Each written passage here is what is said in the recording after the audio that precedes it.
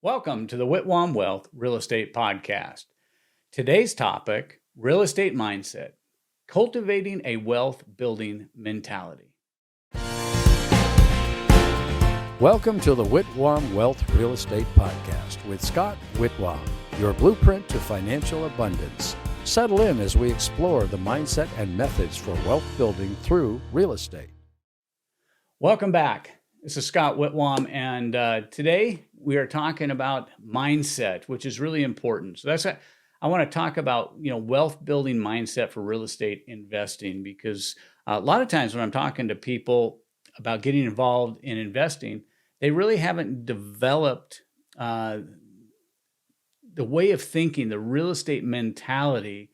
They haven't even developed a wealth building mentality. A lot of times I have people, and this is true in any industry. It doesn't matter whether it's car buying or whether it's grocery shopping. You get a lot of looky-loos. You get people think, oh boy, I'd like to get involved in real estate. I watched this video or I talked to this person and I think I could do that. But they really haven't taken the time to learn what they need to know in order to be successful. And so I thought it'd be good if we took some time to talk about the mindset required for real estate investing.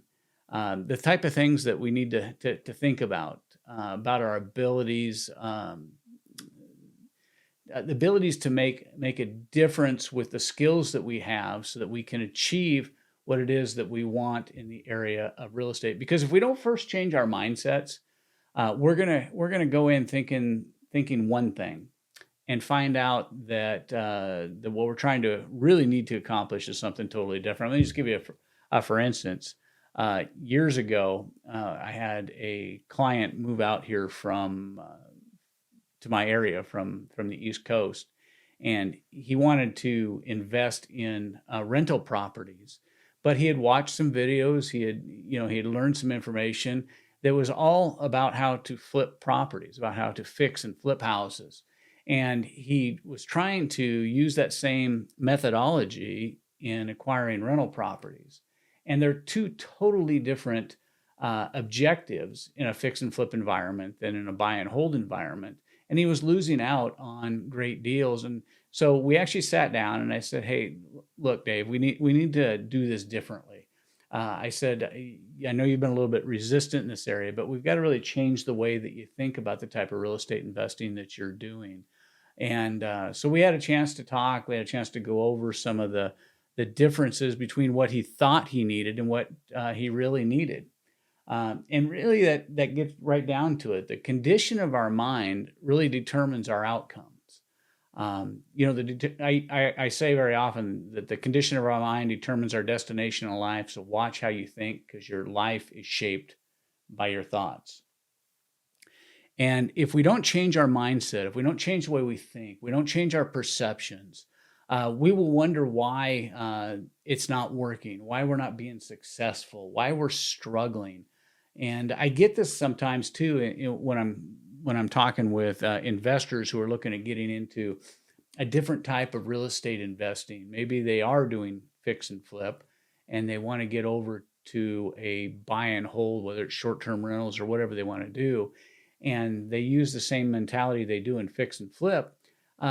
They may increase costs. They may end up buying properties or having the inability to buy properties because they haven't shifted their mentality a little bit.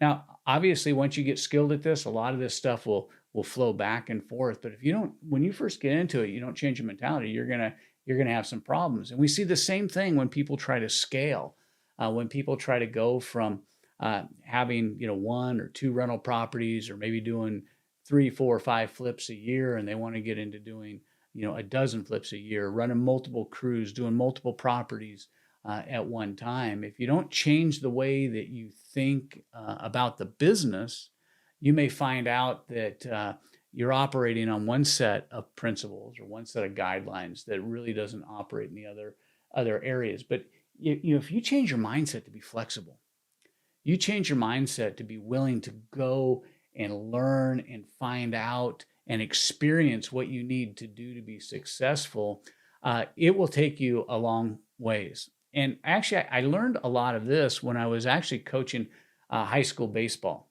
When I was coaching high school baseball players, this was a very valuable lesson that I learned about about others. I had learned it about myself when I was playing, but it's one thing when you learn things about, about yourself, about yourself. But when I started coaching other people, I was like, well, I know this person has more talent than what we're seeing or experiencing on the field. And I would see people with less talent and better mindsets regarding the game, regarding their overall approach at their position, at their times at bat,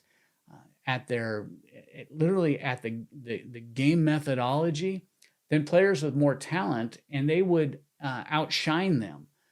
They would have better statistics than they did. They'd have better batting averages. And so what I would have to do as a baseball coach is identify the people that had the skills and help them change their mindset from being somebody who just played baseball to becoming a baseball player. And that's the same thing with real estate investing. We want to take you from being somebody who just maybe is investing in real estate to being a real estate investor, where your mindset change, where you look at things differently and people look at you differently, because now you're bringing an air of confidence and a skill with you into the arena of what you do, into your negotiations, into your activities with finding and sourcing and communicating deals. It makes a big difference. And it's all attached to mindset. You will only achieve what you are able to believe. And there's a difference between saying you believe and developing the mindset of belief, because they are very, very different. For instance, somebody who says they believe but doesn't take any action in support of what it is that they say they believe really doesn't believe it. They may mentally assent to it. They may think, oh yeah, I can do this. But there's so many people that are sitting on the sideline that have the skills, they have the ability, but they really don't have the belief in being able to accomplish. And that's the difference between somebody who just talks about it and somebody who really believes in it. Is somebody that gets in and actually starts doing something, starts moving something forward, starts taking action, starts to go out and get the experience, starts to learn and grow and develop into really that fullness, that and you could say into that professional nature. And that's what the baseball example is about. It's about taking people who think, or those who believe, and now trying to develop that into their professional nature. And when it comes to real estate investing, if you can change your mindset and get to that area of belief, then you can turn this into a business. So the other thing we need to do is we really need to understand the wealth mindset. It's one thing just to understand how our mindsets work, but we need to understand the wealth mindset, because it is a different mindset. When I talk about wealth building mentality in real estate, when I talk about having a wealth mindset, it's about the ability to break through that invisible barrier, that invisible ceiling that holds people down because they don't have a belief that they should obtain a certain amount of money. The first time you make $20,000 in a deal that takes less than 30 days, it helps to encourage and support the belief system, but you'll never get there. You'll never know what it's like to make $50,000 in 30 days on a deal. You'll never know what it's like to do 4 $50,000 deals in a month if you don't have the belief to start taking action and moving forward.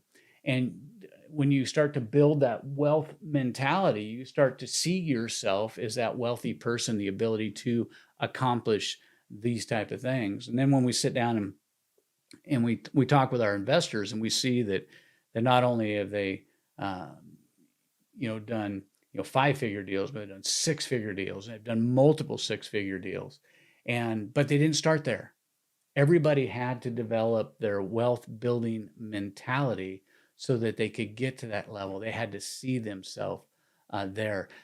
Belief always is followed by action.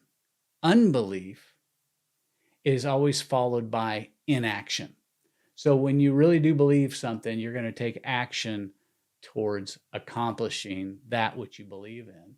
But the problem is most people really don't believe. They just are having mental assent. They're just making positive confessions. They're trying to stay positive, but they really aren't taking the kind of action they need in order to become successful and achieve that capability. So some of the distinct characteristics of somebody who has a wealth building mentality is they have perseverance. They continue to persevere. They don't give up. They have resilience. They don't let setbacks discourage them. They focus on long-term wealth creation. They're not looking for get rich quick, but they're willing to do the things that it takes. They begin to change the way they think. They change what they watch. They change what they listen to. They may change the people that they hang around, and it's all part of the wealth building mentality. One of the things that we all have to do along the process is overcome limiting beliefs. There are certain things out there that just limit your ability to believe that you deserve to be a wealth builder, that you deserve to be rich, that you deserve to get to the place where you're making game-changing money. There's so many things that can hinder our success in real estate investing, like fear of failure. If you're bound by fear of failure, you can believe all you want, but when it comes time to take action, something's going to stop you. You're always going to overanalyze things. If you have a scarcity mindset that you believe that there's only a limited amount of opportunities out there in the world, the reality is there's more opportunities out there than there are people to take advantage of them. And then the other thing that a lot of times hold people down is this imposter syndrome. Well, I don't want to tell people I'm an investor because I really have only done 4 or 5, 10 deals. I really don't feel like an investor. But that's imposter syndrome. You're an investor when you make the decision to become an investor, when you make the decision to change your mindset, when you make your decision to change your lifestyle into a wealth builder lifestyle. That's when you become that person. And then you take the actions that support that. And that's how belief works. That's how it works is you believe it, you take action. If you don't believe it, you won't take action, and you'll say things like, well, I'm not as good as this other guy. I'm not as good as that investor. I don't have the skills, and therefore, I can't tell people I'm an investor. And so I thought it'd be good. I'm just going to share a couple practical strategies to help shift mindsets, to overcome limited beliefs, and adopt a more empowering mindset, because really that's what we all need. Number one, I think the big thing is get around big thinkers. It's important to get around people who think bigger than you, who act bigger than you. I mean, that's the other thing is get around big doers. I have some books that I actually brought in the studio today. Napoleon Hill, Think and Grow Rich, Fighting for Excellence in Leadership. You need to read the right books. I love this book, Supernatural Business by Mike Rovner. I mean, John Maxwell's books and so on and so on. You have got to get around big thinkers. You've got to get to where you're reading books about success, where you're reading books about what it takes in order to achieve. And then you need to get around those people that think big, that are willing to push you into doing bigger things. And it really will take you to the next level. It really will change your mindset as a wealth builder. Some of the strategies that I use for cultivating, the wealth mindset in my students, when we're having one-on-one sessions or even in group, kind of coaching events and such, that I want to provide techniques that cultivate that wealth building mentality when it comes to real estate investing. Because if I leave somebody the way I found them, I really haven't improved their situation or their life. And that's really what I think that we need to be doing is people who've got experience, people who have been successful at investing in real estate. We have the opportunity to help others get to where they want to be. And so my number one is get started, take action. There's a lot of people who they fail to take action. They fail to start, and you're not going to get anywhere if you don't take any action. So you need to take action. You need to start to get the information, start listening to people who can help get you to the next level, and hire a coach to be your mentor. And here's something that a lot of people, I get a lot of pushback on, but the evidence supports it. You will be more successful if you hire and pay a coach to teach you the things you want to learn, to get you to the level that you want to get to, than you ever will doing it free with a friend, doing it free with a mentor, doing it free from the videos online. The reason is because you have no buy-in, you have no commitment. Here's what happens. There's something that happens inside your mind as soon as you pay a coach to help you do something. As soon as you pay a coach, you buy their coaching program to get you to the next level. Now there's accountability. So first you got to get started, take action. Second, hire a coach, because there's value in paid help, but now there's also accountability. So when my students show up, for a coaching session and I go, okay, well, last time we talked, you were going to do this. Did you get it done? Well, no, I got busy. I couldn't do it. Okay. Well, number 2 on this, you were going to do this. How many of these phone calls did you make? Well, I made a couple after we got off the phone, but then, we went to the park and we had a picnic and, I went to work. I was tired after work. And, what happens is when you don't have any accountability, you start to make excuses.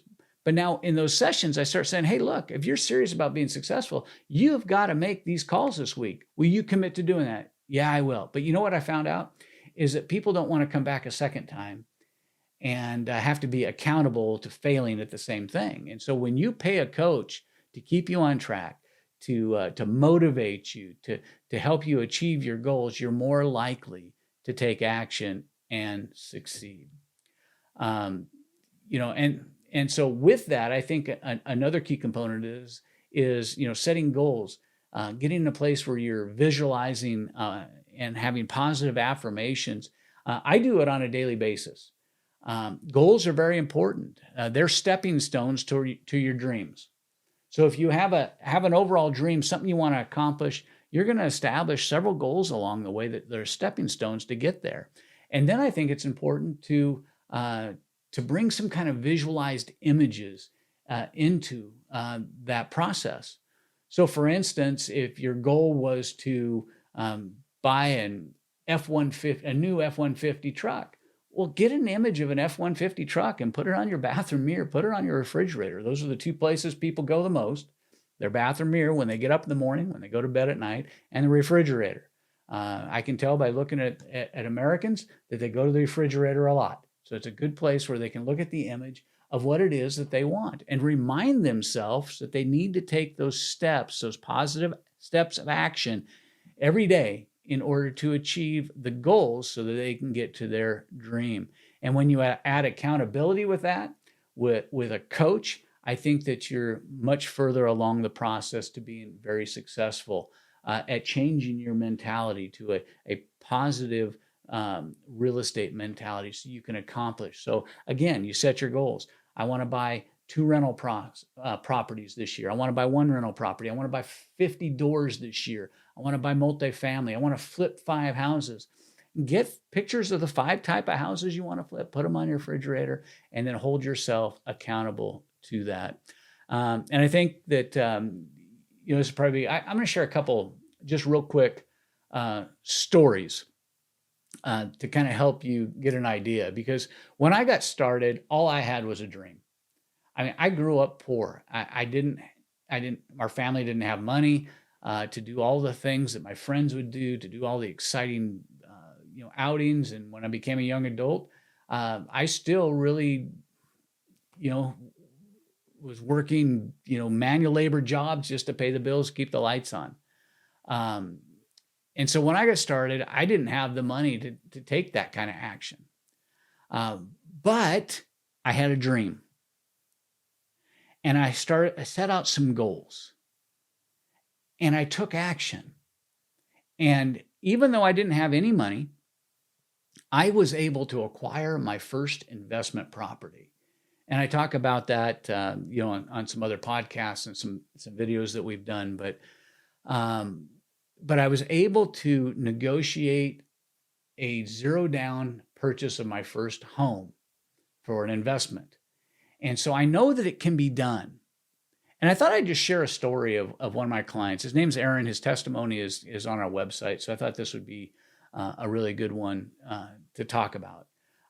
He had never thought about being able to take some kind of action. And when I presented him as a coach, and I presented him that you can actually buy homes with zero money down, probably like a lot of people, I think, well, no, you can't do that. Those deals are all gone.